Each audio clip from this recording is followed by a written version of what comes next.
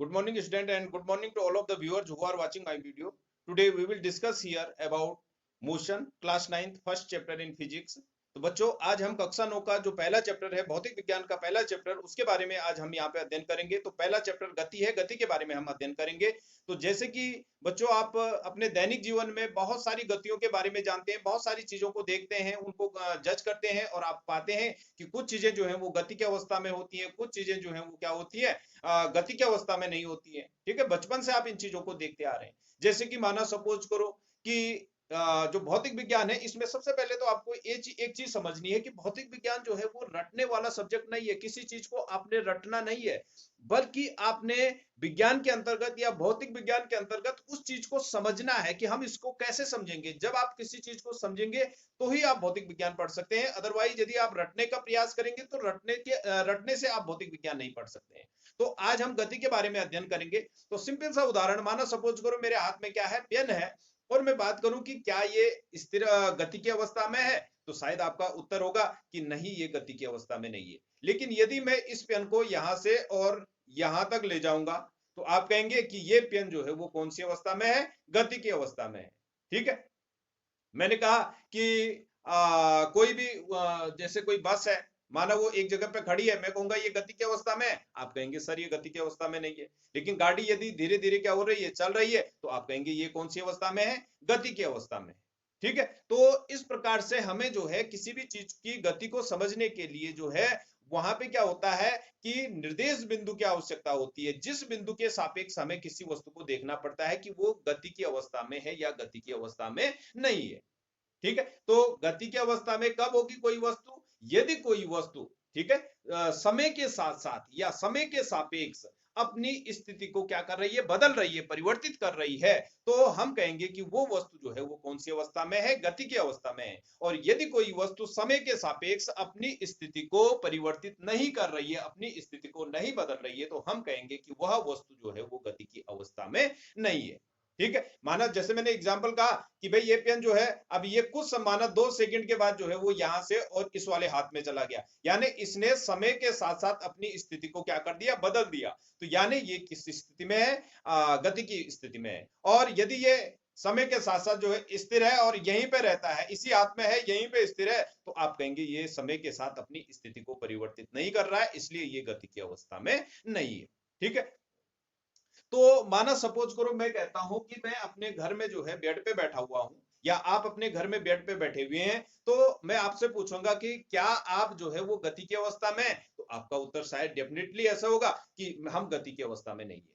ठीक है, परंतु आपको मालूम है कि जब हम पृथ्वी में है तो पृथ्वी जो है वो किसका चक्कर लगाती है, सूर्य का चक्कर लगाती है। तो सूर्य का चक्कर लगा रही है, तो जब पृथ्वी घूम रही है, अपनी धुरी पे घूम रही है, तो कहीं ना कहीं हम भी जो है वो कौन सी अवस्था में है, गति की अवस्था में। अब यहाँ पे ले आपके लिए दुविधा उत्पन्न हो गई कि हम अपने आप को, जब हम बैठे हुए हैं अपने घर में बैठे हुए हैं, तो हम अपने आप को गति की अवस्था में कहें या स्थिर अवस्था में कहें। तो इसको समझने के लिए, गति की अवस्था और स्थिर अवस्था को समझने के लिए हमें यहाँ पे जो है वो किसकी आवश्यकता होती है, एक मूल बिंदु या निर्देश बिंदु की हमें आवश्यकता होती है, जिसके सापेक्ष हम गति की अवस्था को या स्थिर अवस्था को बता सकते हैं कि हम गति की अवस्था में है या स्थिर अवस्था में। माना सपोज करो हमने जो है, जो दीवार है अपने जहां पे हम बैठे हैं अपने बेड पे, उसके आगे वाली हमने दीवार ले ली, या माना जैसे मैंने ये जो है व्हाइट बोर्ड है इसको ले लिया, अब इसके सामने मैं यहाँ पे खड़ा हूं, अब मैं कहूंगा कि मैं गति की अवस्था में हूं या नहीं हूं। तो यदि मैं इसके सापेक्ष समय के साथ साथ अपनी स्थिति में परिवर्तन करता हूं, तो मैं गति की अवस्था में हूं, और यदि मैं अपनी स्थिति को समय के साथ साथ नहीं बदलता हूं, तो मैं गति की अवस्था में नहीं हूं। तो यहां पे मैं कहूंगा मैं अपनी स्थिति को नहीं बदल रहा हूं, तो मैं कहूंगा गति की अवस्था में नहीं हूं, अर्थात मैं रेस्ट की अवस्था में हूं, विराम की अवस्था में हूं।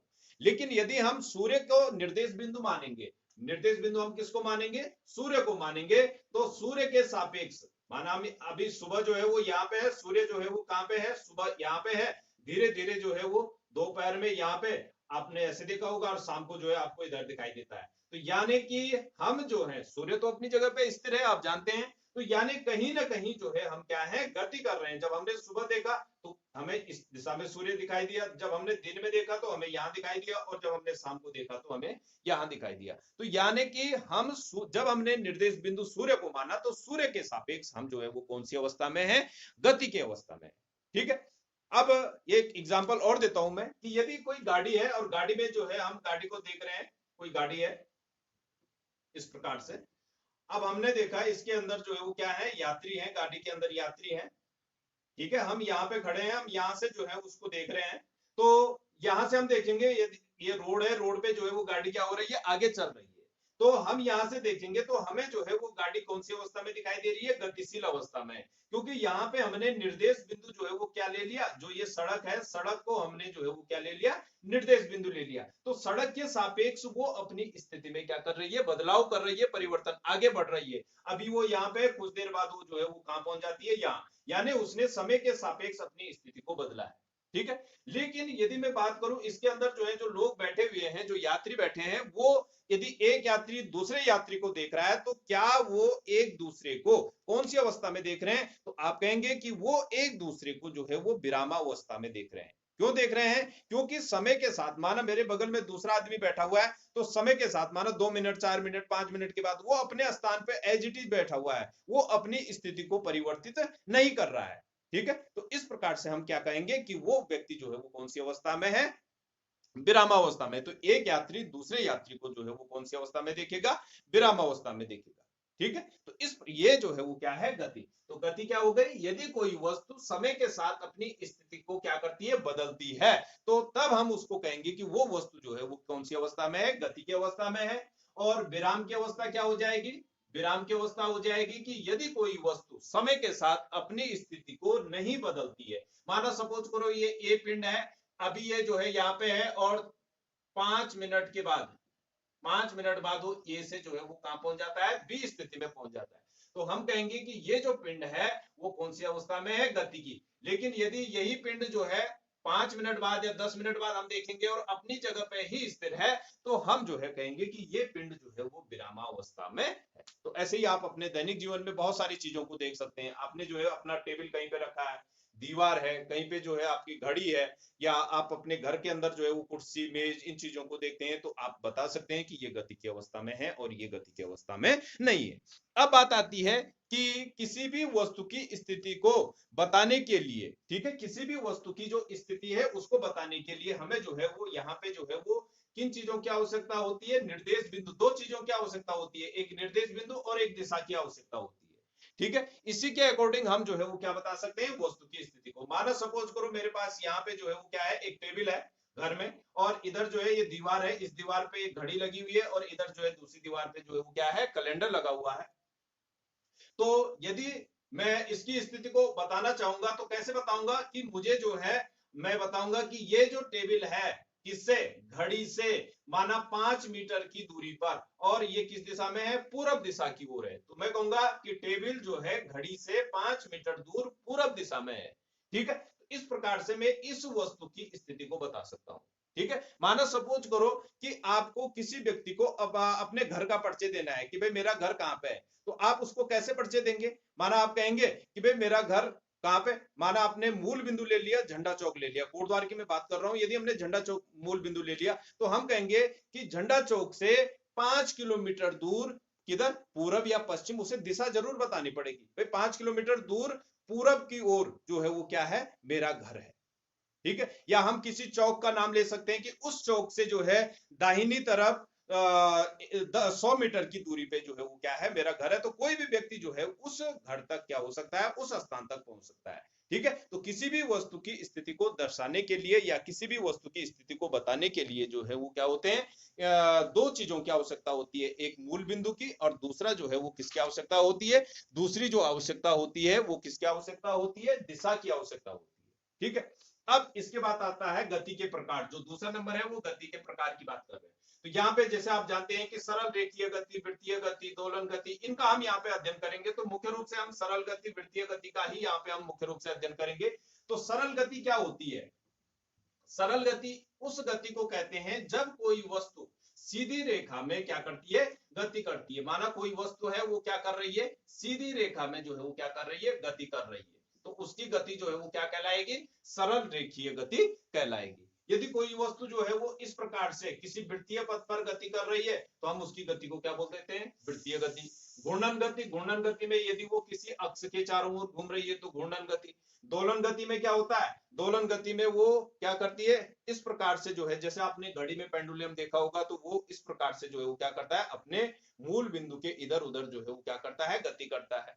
ठीक है, तो इसी प्रकार से कंपन गति, जहां पे क्या होती है, इस प्रकार से कंपन होती है किसी चीज में, कंपन गति या आवर्त गति, बहुत सारी गतियां हैं, उनके बारे में आप यहाँ पे अध्ययन करें। ठीक है, अब यहाँ पे हम सरल रेखीय गति के अंतर्गत हम एक समान गति, एक समान गति, और एक बोलेंगे हम असमान गति, असमान गति। एक समान गति क्या होती है कि यदि कोई वस्तु समान समय में समान दूरी तय करती है, समान समय में क्या होती है, समान दूरी तय करती है। माना कोई वस्तु है यहाँ पे है, ठीक है, और वो फिर यहां से उस ये जो वस्तु है यहाँ पे, माना सपोज करो, फिर इस स्थिति में, फिर यहाँ पे, फिर यहाँ पे और फिर यहाँ पे बराबर दूरी है, माना सपोज ये जो है वो कितना है, ये पहली दूरी हो गई। यहाँ पे है माना सपोज करो 0, यहाँ पे है 5, यहाँ पे है 10, यहाँ पे है 15, यहाँ पे है 20।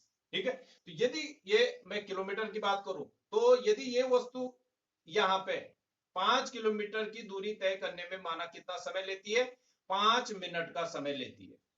ठीक इसी प्रकार से 10 किलोमीटर की दूरी तय करने में 10 मिनट, फिर 15 किलोमीटर की दूरी तय करने में 15, और 20 किलोमीटर की दूरी तय करने में 20 मिनट का समय लेती है।